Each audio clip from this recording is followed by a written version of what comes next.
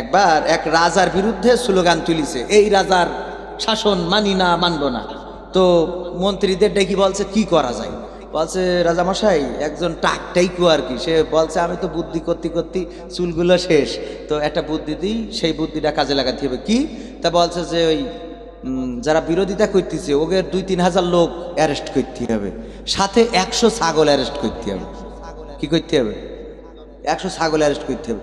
রাজা বলছে ছাগল কেন অ্যারেস্ট করব? তা বলছে আমি জানতাম এটাই প্রশ্ন করবেন, ছাগল কেন অ্যারেস্ট করব?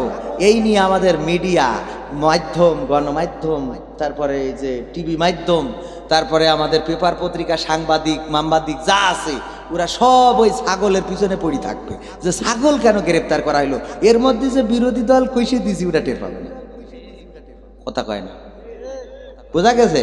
মানে একটা ইস্যু আসলে আর একটা কি চেপে